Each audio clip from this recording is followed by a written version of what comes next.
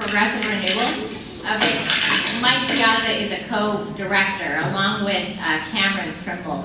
And it was a wonderful, wonderful conference. We learned so much from him and from the other speakers there that we really thought it would be a great thing to hear from him this morning and have him talk to the leadership of our church. Mike was the senior pastor at the Cathedral of Hope in Dallas, which, as many of you may know, is one of the largest, or maybe the largest, UCC church in the country. Grew that from a few hundred to 5,000 members. It's a really flagship place. And now he is dedicating his work. He and Cameron are pastoring a church in Atlanta at the same time as training leaders. So we're so glad you're with us, Mike. Thank you.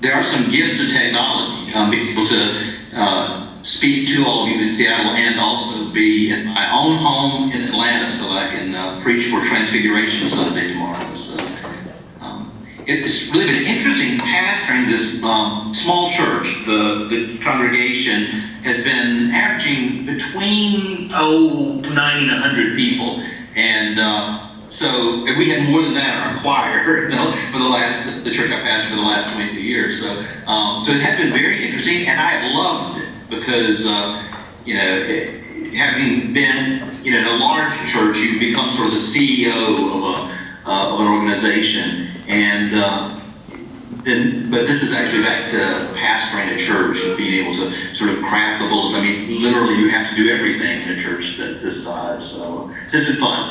It's a church that is already, in the 18 months we've been here, grown from about 20. They were averaging about 20 in attendance, and now between 90 and 100 every week. So hopefully, some of the principles I'm going to share with you are still working. They're working here, and maybe they'll work for you all. It's always interesting to talk to a congregation that you've never seen, that you've never visited, never worshipped with. It's been forever since I've actually even been in Seattle. So I hope that this will be the beginning of a relationship between us, not just a one-time thing. So what I'm going to talk about today is sort of general principles that what we're observed sort of across the board in churches that are growing. So if they don't apply to you, well, what we say here in South Georgia is that, you know how to eat fried chicken. You take the meat and leave the bones. So any of this is just bones, just leave it on the table. It'll be all right. I won't be offended. So are we ready to begin? Yes. All right. Okay, so I'm going to share my screen with you so you can see my PowerPoint presentation, I hope.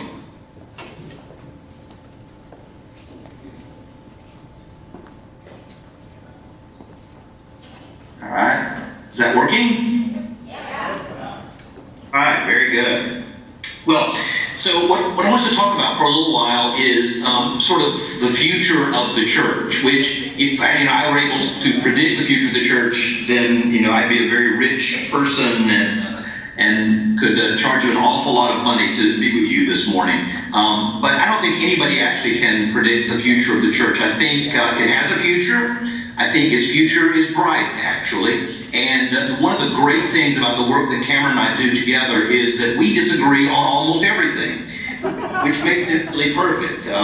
So you have a balance of an old guy like me and a young woman like her, someone who believes in the traditional church and there's something there to be preserved, and someone like her who is really committed to birthing what is coming, what is new, what is next. So we have differing perspectives about that.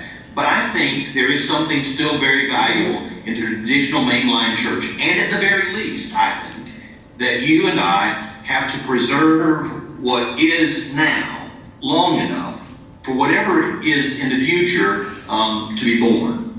Now, you're not spending your Saturday morning to talk about the future of the church, but maybe you are there wanting to think about the future of your church. church. And I hope that what we can do is identify some principles that you can spend the day thinking about and talking about, and maybe the future pondering about, that will shape the future of your particular church. The statistics are not good. If you see on the left, the statistics for the evangelical churches up until 2006 looked like that. Now I have to say that since subsequently, those figures are almost 1/3 of what they were. In the last 4 years, the evangelical church has seen an almost complete stop in their growth. And so, but you can see mainline churches, which would be yours and mine, in the middle, and then the Roman Catholic Church, which is dying even more rapidly than we are. And if they keep making these pronouncements about birth control and gay marriage and opposing immigrant rights, they're going to just accelerate that. Which is an interesting thing, that the demise of the Catholic Church, the figures on the right, should have helped to offset the figures in the middle, and they have not. They're not going to evangelical churches. By and large, they are not going anywhere. I think the Episcopal Church should repent for the fact that they have not quadrupled in size over the past decade as the Roman Catholic Church has declined, as people have left the church so rapidly. But then what are we doing to provide a home for disenfranchised Catholics? I think would be a good idea. As far as mainline churches are concerned, our beloved United Church of Christ has been declining at a rate of about 16% over the last decade, and the only church that is actually dying faster than us is the Disciples of Christ. In the past 3 years, actually, the Presbyterian Church has caught up with us and maybe even passed us. So we may actually be in third place in terms of decline, but that's no prize. So if we continue doing this at this rate of decline, there are going to be more Elvis impersonators in America than there are for mainline Protestants. There are about 40,000 Elvis impersonators in America, so they're catching up with us fast. So this is a chart that we'll revisit a couple of times over the course of the next hour, but it is just a reflection of the fact that churches, like any living organisms, can go through what we call a life cycle. Early growth, late growth, the prime of their life, early aging, late aging, and then of course death. And the greatest challenge that every church has, I think, is figuring out where they are honestly on that life cycle. And so I want you to just keep this sort of thing, this in mind, and we'll revisit it in a few minutes. But I want just this to be a time of sheer, courageous honesty about where Plymouth Church is in the life cycle of churches. So, since I can't predict the future, what I can do is take what I'm learning from all these churches around the country, that while the mainline church is dying and dying rapidly, there are churches that are not. There are churches that are growing and doing well, thriving, and the church in Atlanta is an example of that. For the past 50 years, it has declined every single year. They were down to 23 people in the first quarter of year before last, before I arrived. But it has turned around dramatically and quadrupled in size without even really having a pastor, frankly. What I'm doing right now with you is what I do full time. In fact, about 70 hours a week. And so mostly what I'm doing with this church is one thing, and that's worship. But there's some other principles that I want to share that I have discovered, I think, that can keep your church from necessarily slipping into what we call the fourth quadrant of the life of a church, decline and death. Like cancer, there is no stage 5. And so if you're not careful, if you slip into stage 4, it really is the end of the life of your church. You can postpone it, but you can't prevent it. And so we want to keep that from happening with your church and with all churches. And so what is it that is working in other churches? Thriving churches do have something in common. but they come in all different forms. There are liturgically thriving churches. There are evangelical thriving churches with contemporary worship. There are churches that do these long, hour-long sermons where they teach from the Bible. There are churches that are multiracial. There are a variety of things that have in common. It isn't one size fits some, but there are some common denominators. And I want to talk quickly about what I think they are. The first one is leadership. Now, obviously, you're a leadership retreat, so you appreciate that you are one of the reasons this church may thrive. But I'm using the word leadership in a different way. Thriving churches have leadership as opposed to management. And mainline churches have an abundance of management and a dearth of leadership. Now, we all have our definitions about what this means, but for our purposes this morning, let me just say that leadership is, and you need both of them very clearly, but you want a leader if your plane goes down in a jungle. If you're going to take a safari, you want a manager. You want someone to make sure you have the supplies, the tickets are ordered, the reservations are made, everything is in place.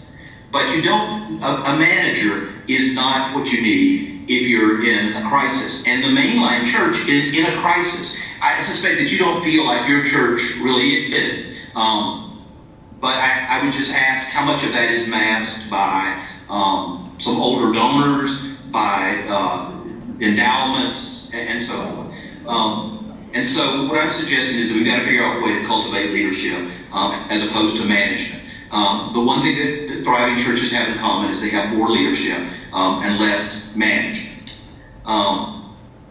So we'll just flip through this. One of the reasons that's important is, if you look at this chart again, on the far right-hand side, late aging, dying churches, they have plenty of administration.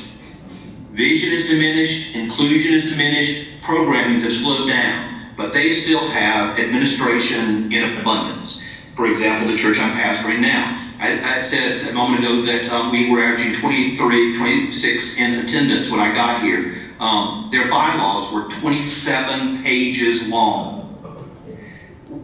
When I saw that, I said to the lay leader, like, are these people that badly misbehaved that you have to have a bylaw for a page of bylaws for every member you have? I mean, it was just this incrustation of policies and structures and things that had just choked the life out of churches and that prevented churches from being renewed. So just sort of pay close attention to that because it's not working out for us, as Dr. Phil would say. The reason it's not working out for us, and I'll tell you, and I suspect it's not working out for you, is generational. What I mean by that is the folks like my parents' generation who grew up going to church in the 50s and 60s, it was the center of their social life. It was where they volunteered. It's where they gave their money. It's where they took their kids. The kids went to scouting there. We went to volleyball there. We went to all of our activities were centered around the church. And so back then, what sociologists would say was the church was the third place. You had work where you spend 8 to 10 hours a day. You had home where you spend 8 to 10 hours a day, and you had church, and that was the third place. Now, that for that generation, that still can be true. For younger generation, the church isn't even in the top 10 of places. And so if what you want is to get young people, young couples, young professionals involved in the life of your church, you've got to do it differently. They are not coming to committee meetings. In fact, committees should be completely banned from the life of the church. If you want to reach younger families, they are working 2 jobs, working very, very hard. No one is staying home taking care of the family or taking care of the house. And so they do that after they get off work.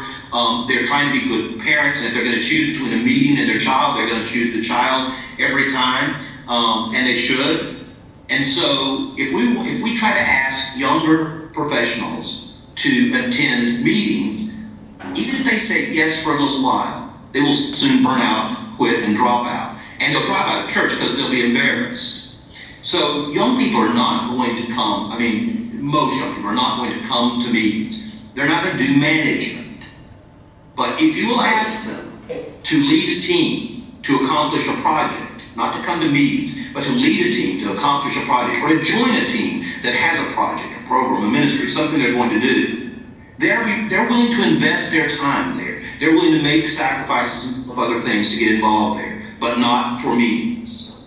We really have to make this shift from management to leadership, and we have to increasingly allow those people we pay to manage things to do that. And we have to use our valuable ministry time from lay folks to do ministry, not management. And that's a shift that has to happen across the board. And in thriving churches, that's a major shift that's happening. They're asking people to lead, not to manage.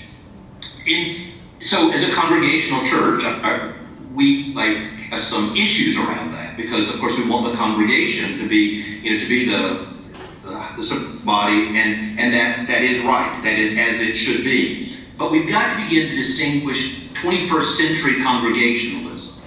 Congregationalism for us was born in the day when you had town hall meetings that managed the villages, because people would work in the fields, go home and cook dinner, and then go to a town hall meeting, and they managed the town. That even small cities can't run that way anymore. They have to have professionals making decisions, because we live not in a world where we're slowly tubing down the river, but we live in a whitewater world. And so what has to happen is we've got to reframe 21st century congregationalism, in which we invest the congregation with power, but the congregation gives up control. Now that's really a hard sell in the congregational church, and I probably have several workshops that I do around this, but I just want to plant that as an idea, because it is in churches that are thriving, the congregation have begun to relinquish control, but retained power. Power of the congregation is found by the congregation setting the vision. The staff, the lay leadership, everybody else salutes and carries out the vision that the congregation determines. That's where the real power is the congregation determines the vision, and then our job is to carry it out. The congregation decides the priorities. They set the budget. They authorize ministries, and they empower those who will do leadership. They affirm the direction of the church, and they develop new leaders and so forth. But that's where the real power of the congregation is, not in controlling decisions, and that shift is critical. The second thing they have in common is an external mission. Again, this is a workshop that I do a day on trying to develop vision, mission, and core values, identifying them in a congregation so that you can all move in a congruent direction.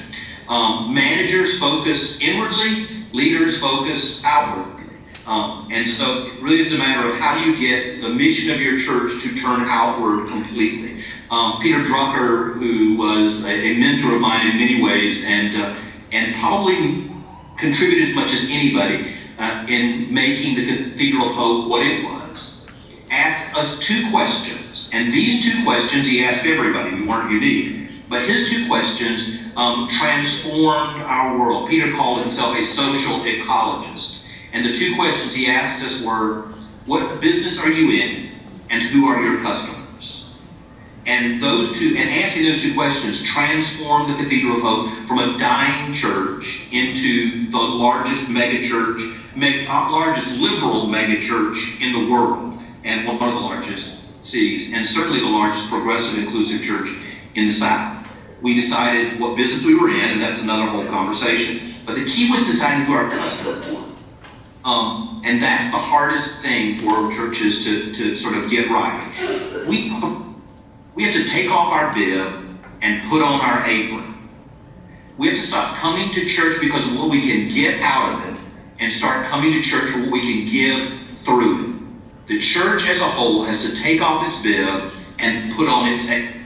We have to see ourselves as hosts, not guests, as producers, not consumers. It is a major shift that has to happen in every mainline church if we are to survive. That's what I mean by having an external vision, mission, turning the church inside out. In every way, seeing yourself as a host, not a guest. And gearing everything for those who are guests, those who you wish to attract, the first-time visitor, the people in need, the people who are hurting. Everything is geared for them, not for us. Now, but they do that. But the test is to answer the question, who is worship service geared for? Is your worship service geared for those who sit in your pews every Sunday? Or is your worship service crafted to attract new people? People who are lonely, people who are estranged from God, people who are hurting, people who don't think the church has a place for them. Who is your worship service crafted for? Are you a host or are you a guest? Is it because of whether it meets, is a good service service is a good service if it meets your needs? Or is it service because it meets the needs of those who are seeking God and don't yet know that God's love includes them? That really is the test for this question of whether the church is turned inside or outside. The third thing is moving relevant worship. And those words are all very important. The problem is that those of us who go to church Sunday after Sunday like our worship service, or we wouldn't be going. The question is, are new people, are visitors, are folks who come along and walk past our church and happen in, do they find our services moving to them, relevant to their lives? Or is it just relevant and moving to the insiders? Is it all about us? Or can it get, at least in part, about them? One of the things that I want to tattoo on the front of every church is, enthusiasm is not the enemy of intellect. You don't have to dumb down worship to make it passionate, enthusiastic, and moving, and meaningful. But we can continue to be an intellectual people. We can continue to be a people who value thinking and thoughtful faith. But we can still be passionate about that. We can care about it. So this study that came out recently asked churches whether making a joyful noise would describe your largest worship service. Of the churches that were growing, 44% of them said it described it very well. So the ones who said not at all, very few of those churches were growing. We've got to figure out how to blend together the intellectual integrity of the mainline Protestant church, of the great UCC traditions, with the passion and enthusiasm of the Pentecostal and evangelical churches. We've got to figure out how to bring those two together, how to retain their passion and couple it with our intellectual rigor. How can we do church with our heads and our hearts? If we don't figure out how to do it with our hearts, then our worship services will never be relevant to people. I understand you had Marcia McPhee recently, maybe last week, and I hope some of you got to attend her workshop because she is fabulous. In case you didn't to attend, and just in case she didn't say this, I want to show you a very short clip of what I think is her most important.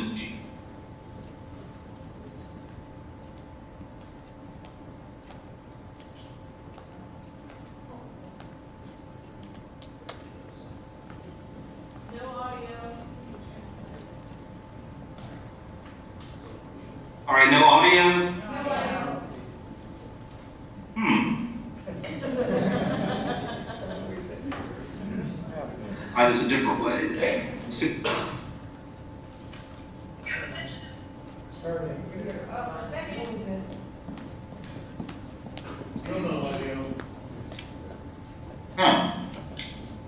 Well, that's not good. Can you summarize? She's saying is, she's talking about going through worship services in which you check off the to-do list in worship to an experience and an encounter with the Holy. We've all been in worship services that go like this.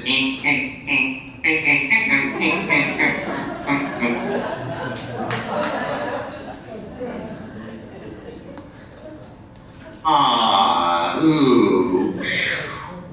And they're know it. It's bizarre. Our brains do this strange thing. When things are segmented, first we do this, and then we do this, and then we do this, and then we do this. Then our brains begin to parse it out, and it feels like it takes forever. But when worship services just flow from one thing to another, and the story moves, and the journey goes, and from the heights to the depths, and then it's over before you know it. Suddenly worship service is over and you hardly know. So worship is supposed to be a journey from beginning to end. One of the things that's very interesting is, and I'm sorry you're not going to be able to hear the videos because, and I have several now to show you, but there are some very, very old churches that have found ways to pack their buildings with young people. And it probably isn't doing mainline worship in the way that you and I do it. I want to just show you a couple of examples. I want you to hear a couple of examples, but Michael W. Smith, for instance, he draws thousands of young people who gather, and so what he's doing right now is playing a song called This Is the Air I Breathe. And a phrase of it, and the young people in the congregation will sing the rest of it. They all know it. They're standing to their feet, holding their hands in the air. They're not listening to a concert. They're absolutely worshiping God. That, this is the air I breathe, God's presence. And now the congregation, the kid, he's not even singing it. He's just leading them in a worship experience. So this sort of contemporary, intimate worship is drawing thousands and thousands of young people. It isn't that kids won't go to worship God. They will. And he's proof of that. But it's not the only thing that's working. Some of you probably know the experience of Piazza, the Piazza service, which is, again, drawing thousands of people to Piazza brands or worship services that are happening. I think in Seattle, the Episcopal Cathedral there used to attract hundreds of young people, thousands of young people on Sunday nights for an evensong service. Some people are attending worship. But this contemporary service and the Piazza service, they have some things in common. They are participatory and experiential. You don't sit there and watch them. You don't listen to someone sing, you sing. Everybody participates. They are experiential. They are moving and touching. They're deliberately repetitive. So in our intellectualism, we sometimes are dismissive of, we call contemporary music 7-11 music, 7 songs sung 11 times. If you've ever listened to spiritual music, African American spiritual music, it's highly repetitive as well. We're missing the point here. The repetitive nature of it really does take you to a different place, as a way, and the way a mantra would, or chants do. And we really can ridicule it if we want to, or we can get off our high horse and say, okay, what is it we can learn from this? What is it that's working for thousands of people that we're simply not getting? And it's emotionally moving. We've got to be unafraid of letting our services bring us to tears. The Greater Turkey Chorale in Dallas, built the largest men's chorus in the world. And he worked for me for a while. And I said to him, so how do you do this? And this is a men's chorus. Now, I don't know, like men's choral music, I like about 10 minutes. Seattle Gay Men's Chorus is a fabulous, fabulous choir, a fabulous chorale. But after a little while, it's just like, I'm not crazy about it. So I said to Tim, how do you draw? So at Christmas time, you'll have 6 Christmas concerts at which over 2,000 people will attend. How do you get 12,000 people to come and listen to choral music every single year? And he said things in every concert. They have to cry at some point, they have to laugh at some point, and they have to get bumps at some point. And if I can do that in every single concert, they'll keep coming back. Well, I think if it works with choral music, it ought to be able to work in churches. So how do we let people laugh, experience joy and celebration? How do we make that an hour of pure celebration? How do we move them and let them weep, let their grief, let their pain be expressed, or at least be touched? And how do we give them a sense of the holy?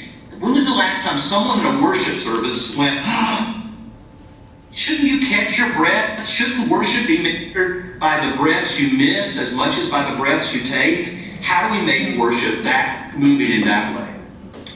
The fourth thing is that churches have in common is a process for invitation and assimilation.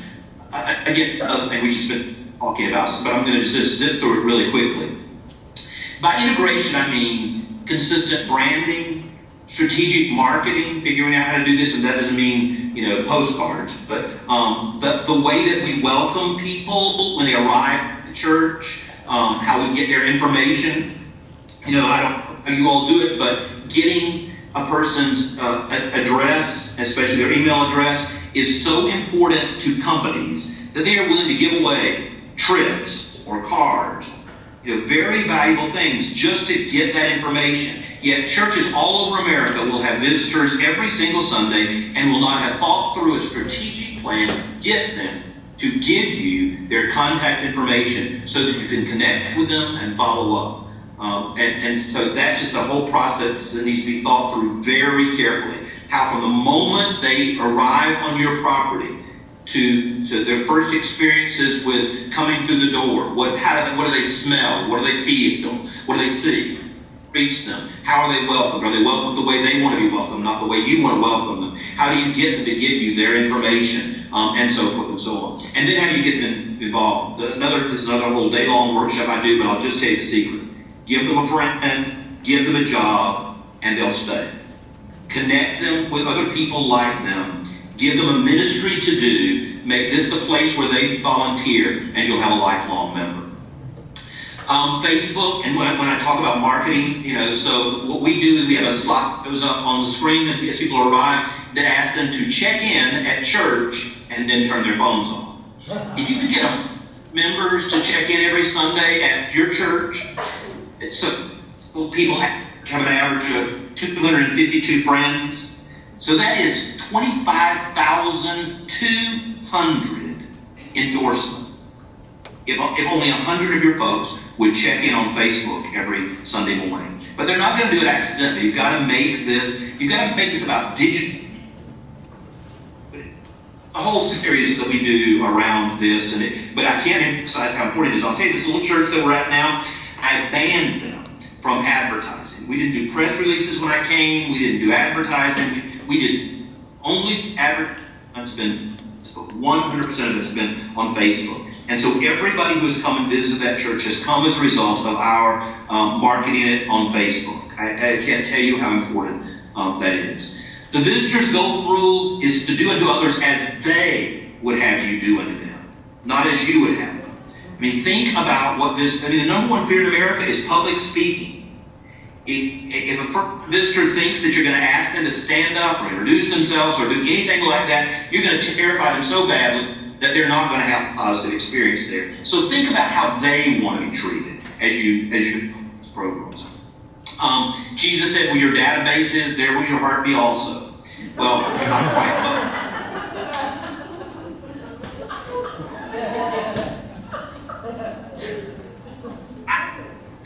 I'm telling you, Robert Schuller told me this 20 years ago. If the catches on fire, leave the offering, leave the organ for God's sake, take your database.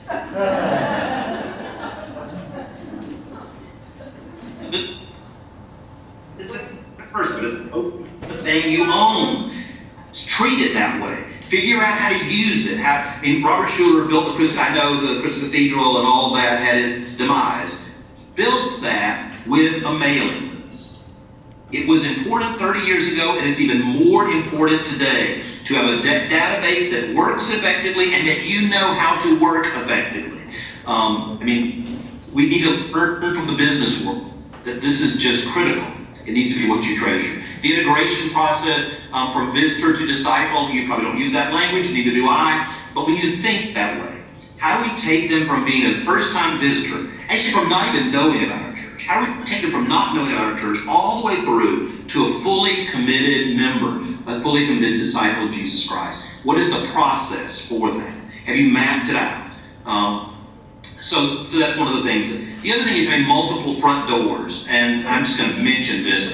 Worship is your number one front door. It always is, but you've got to find other things as well. So people in my neighborhood where my church is probably would be freaked out if someone invited them to worship. And in Seattle, your folks are not going to invite people to church. They're probably not going to do that. But if they're doing some sort of ministry that is of value, they might invite their neighbors to get involved in it. Small groups, children, youth, just lots of stuff there, art events. there are other sort of new doors, like because of where you're located. I don't know if you have a coffee shop or something, but there are people who walk by your building every day. How do you get them to come in? Doing pub crawls. During the summer, we do wine and word, beer and Bible, and caffeine and character. Those are our three small doors.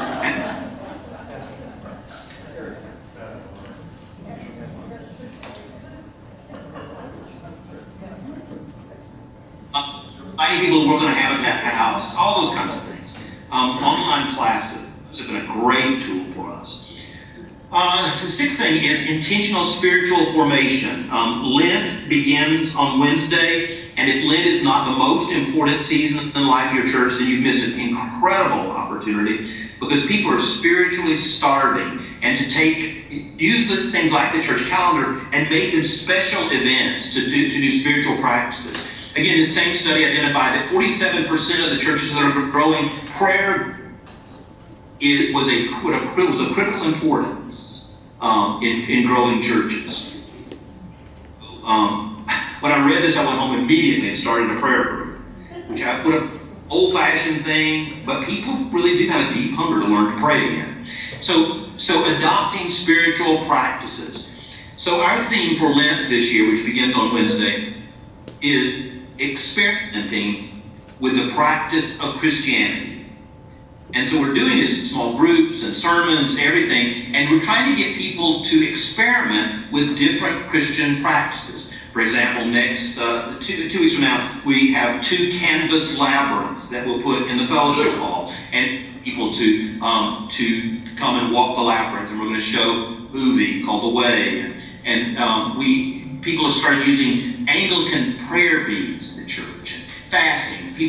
Already people are saying they're fasting from social media during Lent, and so forth. So I think there are lots of ways we can do this, but we've got to be very deliberate that this is what people are starving for out there. There's a deep hunger for the holy, and we've got to find a way to satisfy that hunger. A sense of urgency.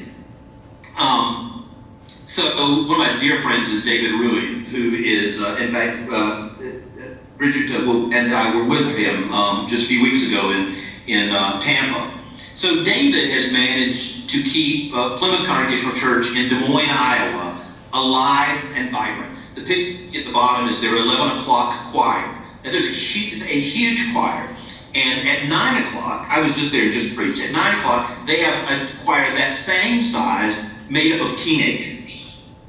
And on Saturday night, they'll have 200 or 300 people gathered in the fellowship hall and for a contemporary worship service. So here's a white bread, liberal Protestant church in downtown Des Moines that has managed to stay packed, vibrant, vital. And I asked David Ruiz, how have you done that? And he said, easy. One thing, we have given them a sense of urgency. To create in that congregation a sense of urgency. That what we are doing is important. It is vital. It is necessary. It is, so every time we have problems around our church, like giving, something like that, my partner will say to me, it's because you told them there was no hell.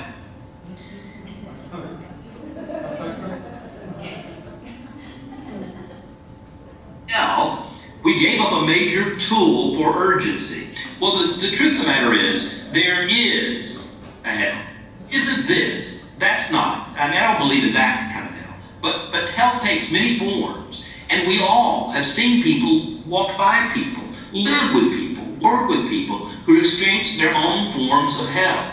Of sickness, of loneliness, of poverty, of isolation, of depression, of despair, of unemployment. There's plenty of hell out there. And if we don't care about those hells, then we ought to care about the sociological hells that are going on in our world, like war, or torture, or poverty, or sexism, or on and on and on. We liberals need to care as much about those hells as the evangelicals care about the fact that if people don't accept Jesus Christ as their personal Lord and Savior, they're going to spend eternity being roasted like marshmallows.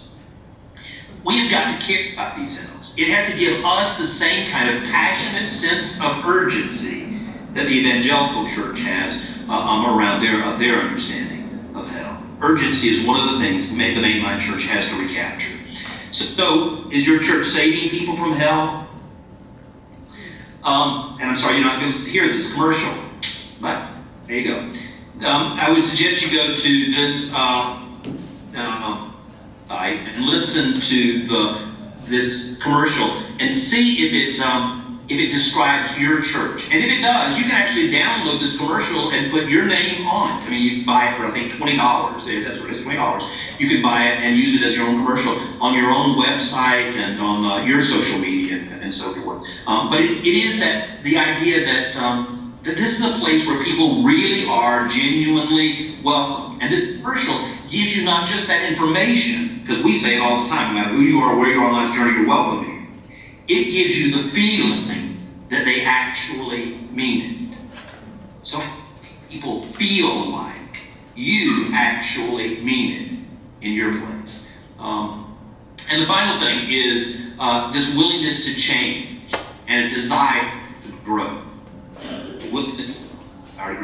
Same study, you'll notice the churches that are thriving are the ones that strongly agree our congregation is willing to change to meet new challenges. So, would you say that was true about your church? That your congregation is willing to change to meet new challenges in the 21st century? And this other one, changing worship. During the past 5 years, has your congregation changed the format or style of one or more of your weekend worship services? You'll notice the ones that are growing have changed it a lot or added a new service. So I want to go back to this chart. This is a slightly different version of the same chart. So you see the 4 quads. The bottom left-hand corner is what we call quad 4 churches. These are new churches or churches that have been rebirthed, mostly churches that have been planted.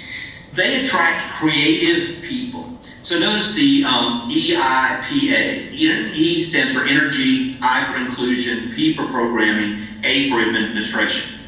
So new churches have lots of energy. They have vision in abundance. And people are enthusiastic. And so they're just bouncing off the wall to be. They're so grateful to be at this new thing that is happening. And as the church begins to grow, the lines that bisect this chart. The horizontal line is the line of sustainability. The vertical line is the line of vitality. So this new church has lots of energy, but it's not sustainable. It's probably being sustained like the pastor's probably having to work another job, or the denomination is probably giving them money. They have lots of creative people with lots of energy, but that's really mostly what they've got is energy. As they begin to grow, they start including people. They start developing programs for single mothers or kinds of things. As they cross the line of sustainability, which is about 125 to 150 in a new church, where they are financially sustainable, they begin to develop programs. So they've got energy, and they've got inclusion, and now they've got programming. And they attract empowering leaders, people who will say, come and help me, let's do this, we can do this. Those are the kind of folks who are attracted to solvent, healthy churches. You notice when you get to the top, all 4 of those things, energy, inclusion, and program administration, it's all in balance. And that's perfect. You'll also notice that that top is very pointed. Very, very few churches are able to stay there and sustain that. And so you really don't stay at that place long. You almost immediately begin to decline. And what happens in declining churches, whether it's a rapidly declining church or like yours, a gradually declining church, as you begin to slip down, energy is the first thing that goes. And then inclusion.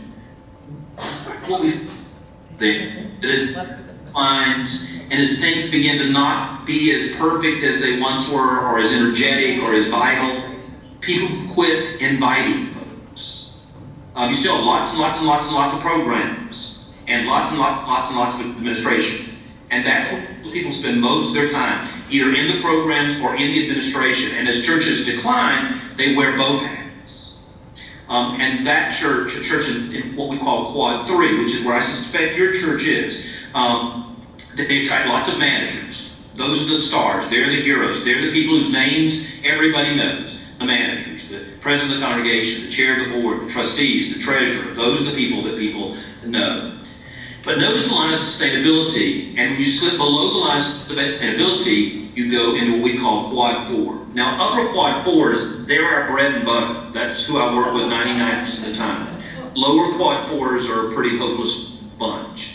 But upper quad 4s, notice that inclusion goes back up. Energy's still down, programming's begun to diminish because there's not as many people to do it all. But inclusion goes, this is where church becomes O&A. They sense dying and declining, and so suddenly they're going to welcome everybody. And so a church becomes more inclusive. So what happened, many of the CCs that I work with, is they have slipped below the line of sustainability. They have become a quad 4 church without knowing it, because they still have a good size endowment, or because they still have some older members who are giving generously, and so it asks it. So like United Methodist Church just completed this study, they discovered that they've been stupid, and they have been. They finding it for a long time, but not paid a lot of attention to it, because they weren't declining financially. It was when demographics caught up with them, and suddenly the older people who had been generous to the church for so long began to die off, that their giving just tanked. I mean, it wasn't a gradual thing, like the loss of attendance, the loss of membership was very, very gradual, but the loss of giving it nosedived very quickly, because of demographics. The older people who were masking the decline for so long, suddenly we're no longer there. There are just not a lot of 70-year-olds being born every day. And so,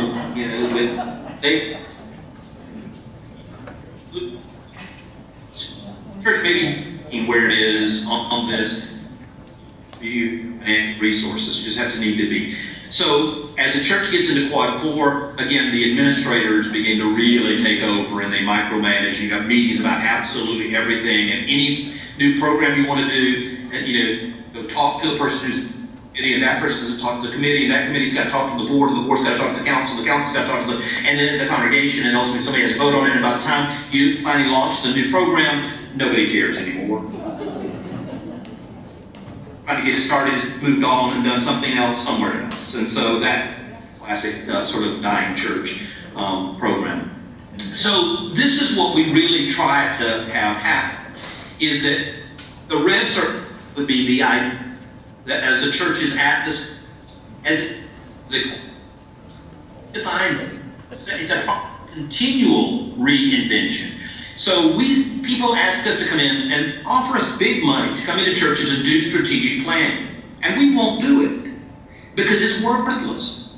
By the time we developed a strategic plan and printed it out, it is not worth the paper that the trees gave their life for. Because the world has changed. It is changing so rapidly that you cannot do strategic planning anymore. You can do strategic preparation. That is, you can set goals, you can try to do projections, you can create systems and structures that are nimble and flexible and adaptable, and they're constantly asking, how can we do this better? What's changed since here? Done this 3 years in a row. What's different now? How can we do this different? Is it worth it? They're constantly asking those kinds of questions, not asking, are we still following the plan? Because the plan is. So it is this strategic redemption. This is a process that is never ending. Now, as churches slip further down quad 3, there has to be some redevelopment. And then when you slip into quad 4, there has to be rebirth. Resurrection rarely ever happens. I have not resurrected the church in Atlanta. It is born again. The church that exists today has the DNA of the church that I came to 18 months ago. But it is not by not in any way, shape, or form, the same church. Ironically, the people who were here when I got here, are still here, and they're still doing the exact same things they did when I got here. They're still having council meetings like every 3 hours on the hour. I mean, they still have all their bylaws. They're still invested in all this stuff. The new people, of which there are about 150, they care less about any of these things. They never go to a council meeting. They never go to a congregational meeting. But you get together to do ministry, and you have to actually turn people to that. You have to sign up now to do ministry in this church because too many people show up if you just do an all-call. that's what they care about. And so the church is that. It's not that little meet every other Sunday in one of the old classrooms. But the church is that group out there doing ministry and doing the work. So it's a new church has been born here. Now, and eventually the structure will have to reflect the new church. Right now I'm ignoring the structure and just loving the new church. And actually, ironically, the old people love the new church too, because they just let them alone and let them continue doing what they need to do. Now that has got to change eventually. But my is just forward until the time is right to make the changes. There is, for your and our job is to show the way. So I want to leave you with these questions. What questions all of this information raise for you? What ideas are stimulated? And how much is needed? How much grace is available? And how much let you do needed to be done? Who are your customers? What is your vision? What are the challenges that are in the way? And when can you get started? So, I have another slide or video that I'd love to show you because it asks this question: what would you do if you knew you couldn't fail? But since you can't hear it, we'll get that. I'm sorry the videos didn't work. Questions, comments, feedback? Are you still there? Yeah.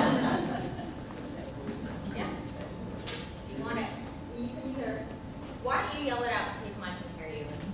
So, my name's Tom, and I have a question about the few slides ago, the redefine, redevelopment, rebirth. And I don't want to say strategies, but are your approaches as a consultant different for those conditions? Oh, absolutely. Yes. Many of the principles are the same. I mean, for example, structure.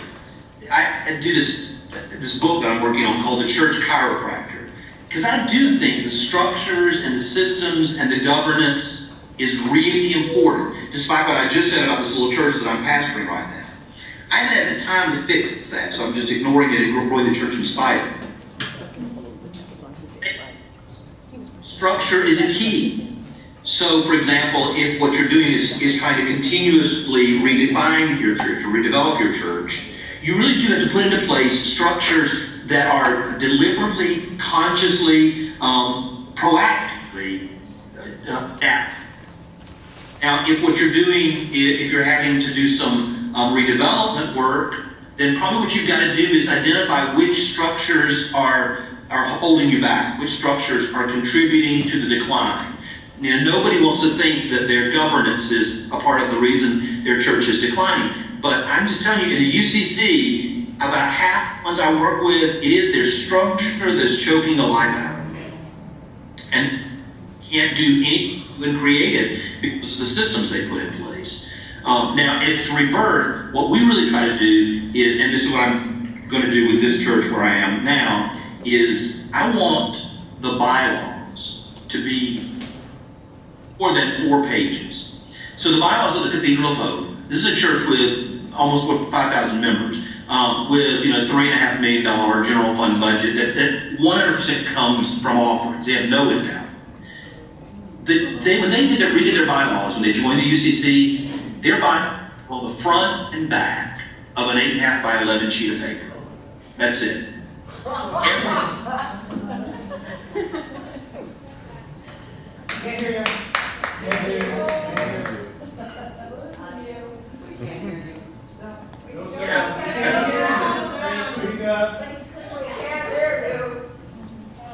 You can't hear me?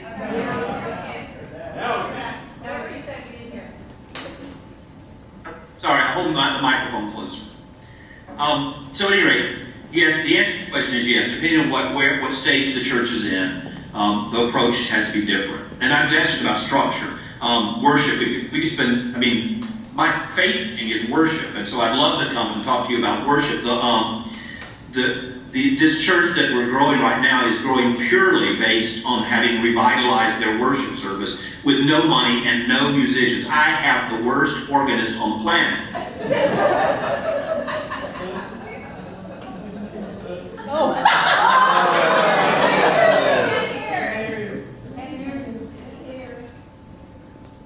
I'm not sure what to do about that.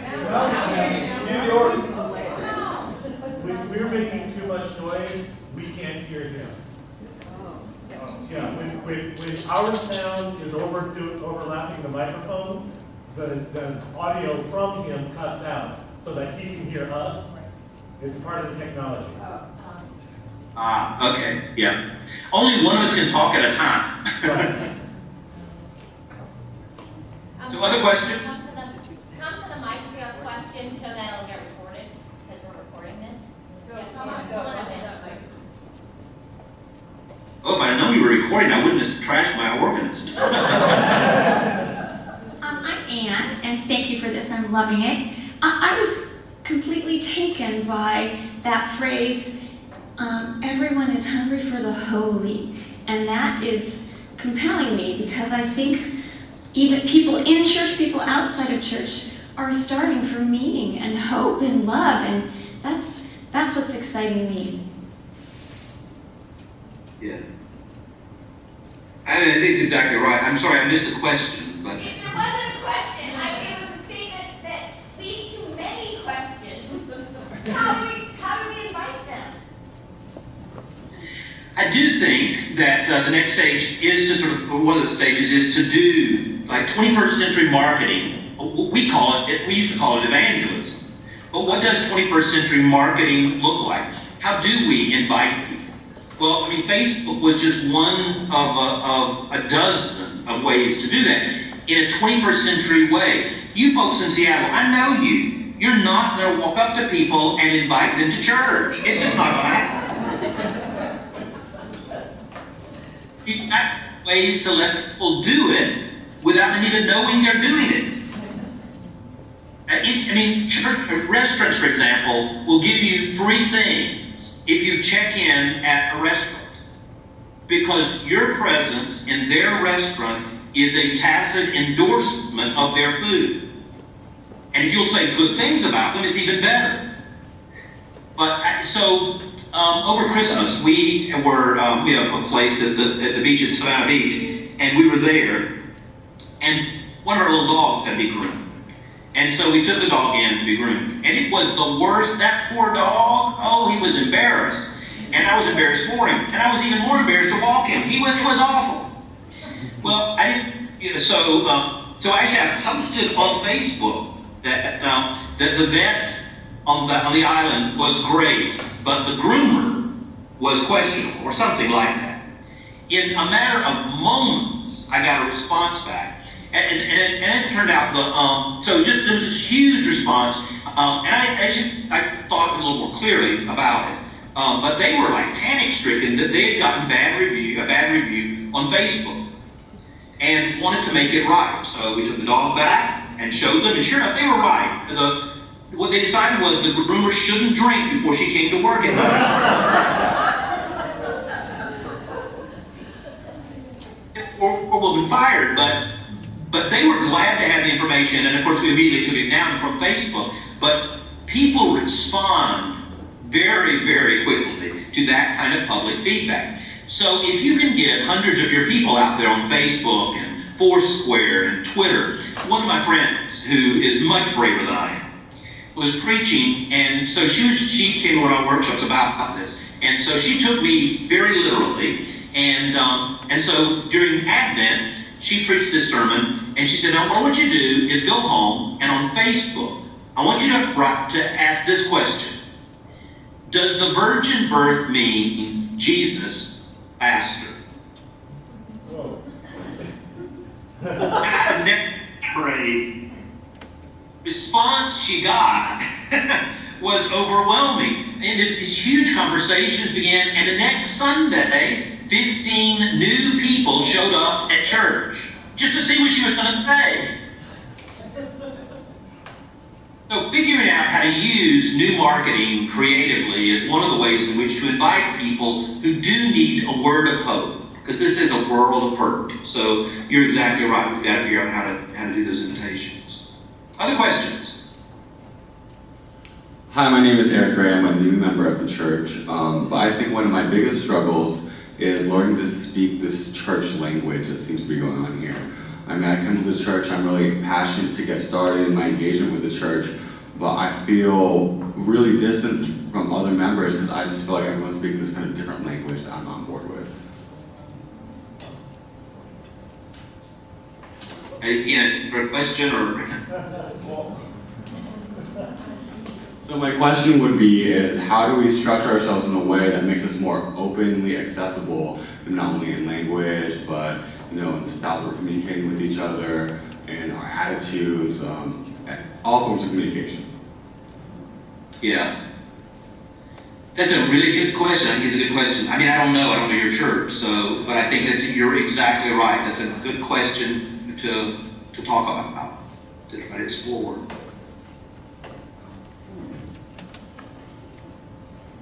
It is one of those things where, we say, no matter who you are or where you are on the life journey, you're welcome here. But to visit us, don't feel, again, they hear it, but they don't feel necessarily warmly welcome. And that's the key. It doesn't really matter what you say. It doesn't matter if someone tells you how they love you all the time, unless they treat you lovingly. So, other questions, or you've got work to do? Hi, Mike. Whoa. My name is Corey McClay. Came here as a 26-year-old single woman and have raised kids, gotten married here, was the youth minister for on and off for 11 years. And now I'm on the governing council. And so much of what you're saying is super exciting and absolutely terrifying. So thank you. I'm going to ask you a question. I think I know the answer, but I want to ask the question in this group, and I want to hear your answer. And that is, can this marriage be saved? Can a church like ours, in a setting like ours, that's facing, that has that huge endowment, and is facing some really significant changes, and quite honestly, it's scary. How do we do this? Have you seen, I think you know what I'm asking. I'm looking for a word of hope. Well, obviously, there is in almost every major city in America some mainline church that has found a way. And it's different in every case. They have some things in common, but it is different in every setting. And Seattle is I know you all think you're unique, and I don't want to reinforce that, but the truth is, it is a very unique city and setting.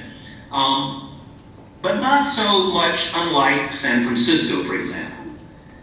And there are in the city of San Francisco a number of churches that I can point to that are thriving, who, whether they have money or not, they have found a way. I hope that what you understand is that the money's not what's important. What's important is the people. And so finding a way to meet the needs of people with such effectiveness that people, again, make the journey downtown to your church. There are churches that are doing this. And your church has incredible resources with which to do it.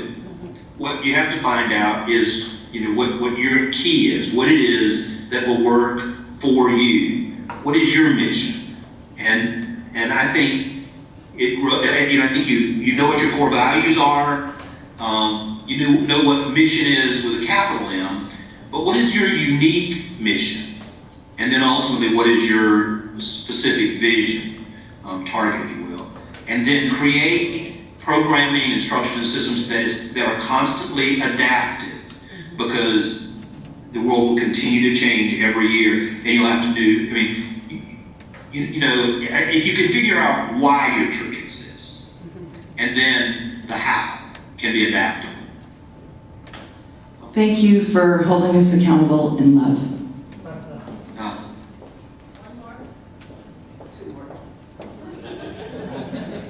good morning or afternoon, wherever you are.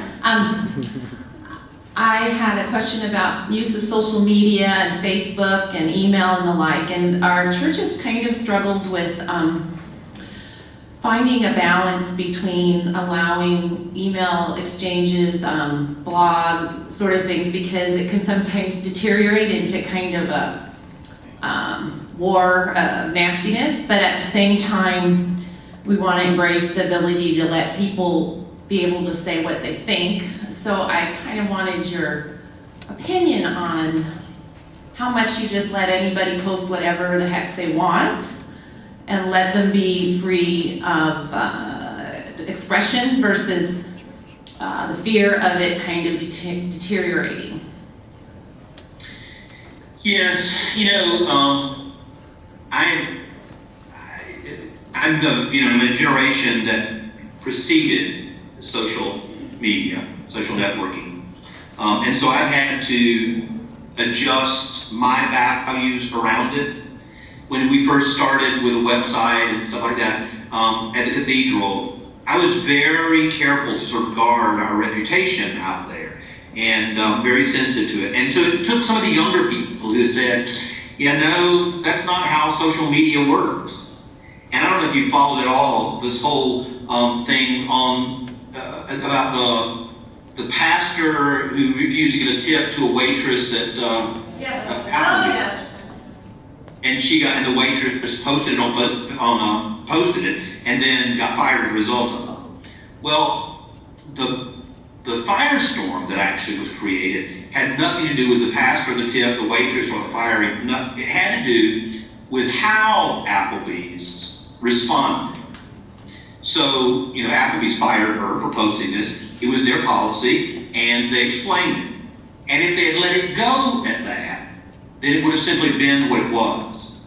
But what they did was, on their Facebook and on their website, as people out in the blogosphere started commenting, they started taking the comments down and started censoring it. Well, there's nothing you can do worse to folks who do this a lot than to censor them, because it's a core value this is what's really important about social media, is it's a way not to be censored.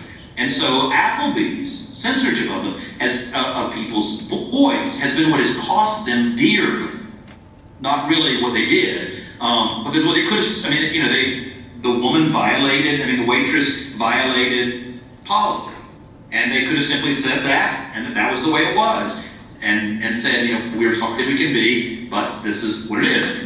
And it would have gone away pretty quickly. But by censoring it, they created a firestorm. So you have to be really, really careful about that and try to respond appropriately, and trust that people are smart enough to see both sides of an issue. Don't be silent. Don't let there only be one side. But censorship, that can really be a difficult thing. And can be costly. Now, it's very different if people do things that are abusive or abuse other people or slander other people. All that's different. But if people just have an objection, or so like the dog thing, I'll own that I overreacted, by posting on Facebook. But she called me to ask me if they could take it down before she took it down, which was the absolute appropriate thing to do. And I said, oh, absolutely, I'll take it down. I'm sorry. And so they made it right, or tried to. What are you going to do? The dog's hair has to grow back out. You can't put it back on. But they tried to make sure that no one else's dog was the victim. And then they asked me if I would take it down, and I was absolutely amenable to that. But if they had taken it down, it would have only infuriated me further, obviously, and it would have sort of agitated a situation and made it worse for them. So be careful what you do with that. It is a touchy thing, and make sure that younger people younger than me, are giving you some guidance and advice on it, because it's a totally different value system.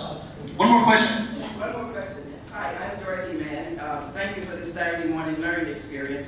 I spent the last 3 days in an off-site corporate retreat, and heard much of what you talked about this morning, but couched in corporate language. but the distinctions in leadership and management and all those things that some of us are a little bit familiar with.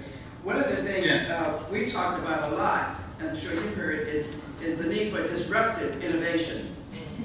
And my opinion here, and you said you know Seattle, but we have a reputation for being Seattle nice, you know, and polite, at least on a veneer level. And my sense is that we may be too polite to step up and make the changes that I think that Plymouth has to make to be a viable, thriving organization in the 21st century. So what do you see as some barriers to congregations stepping up to make really difficult choices? Well, you know, one of the contracts that I have is with the Minnesota Conference, and Minnesotans they must have all migrated to Seattle. Because they have, you know, this sort of bland niceness down to a science, you know. And so it has been one of those interesting things working with the church. So one particular church that is just thriving in Rochester, Minnesota, decided that their calling, their mission, was to be the prophetic church in that city. And so they really did begin to just do some pretty radical things. And then they got to where they enjoyed it, and enjoyed it so much that when I was there preaching for them, they gave me a t-shirt that is like this fluorescent orange, and it says on it, follow me, yes, I go to that church. And so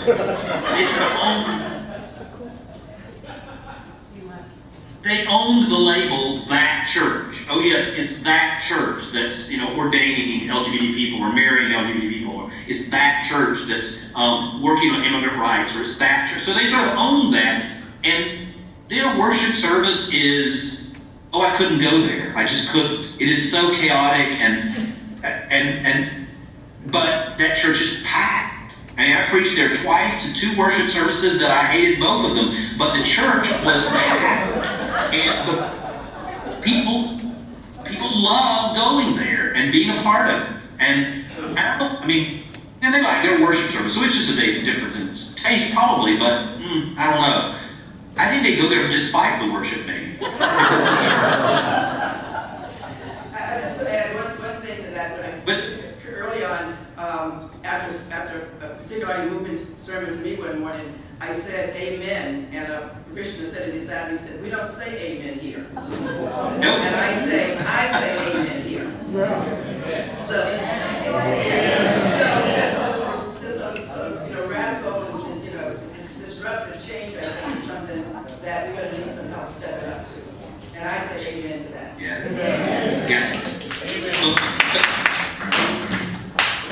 What I think really can help with that is to point, so if you can't fix it, feature. So we're a bunch of liberals. So, you know, work at it from that perspective. For example, could have said to you, I didn't, but I could have said to you, and this would have worked, and I think it'll work for you. I could have said to you, enthusiasm is not the enemy of intellect. In fact, our African American sisters and brothers worship with great passion and enthusiasm and energy, and they get up and they move and they clap and they love and they say amen. Are they inferior? Are they spiritually, intellectually inferior to us?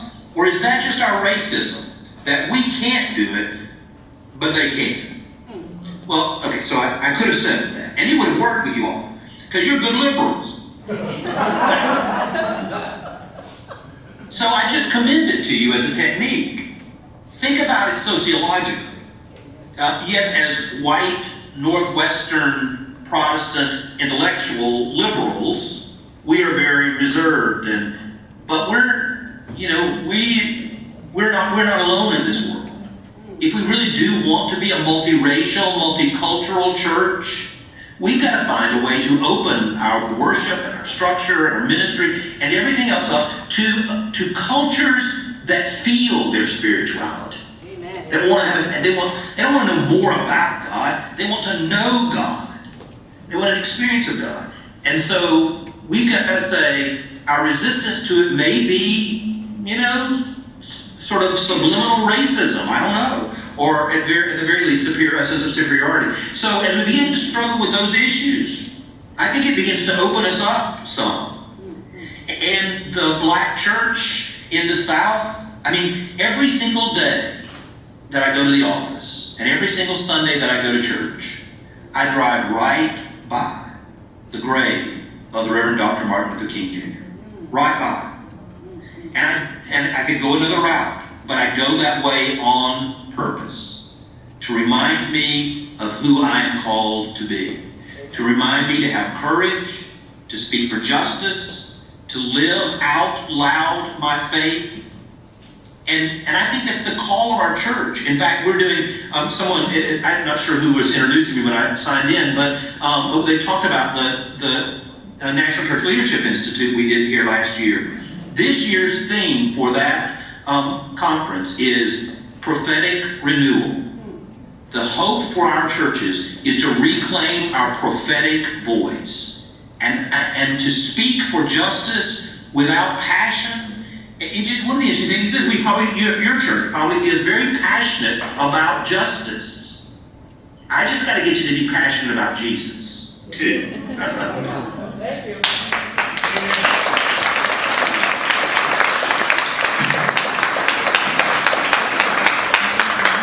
Mike, it's Jennifer again, and I just want to say thank you so much for being with us this morning.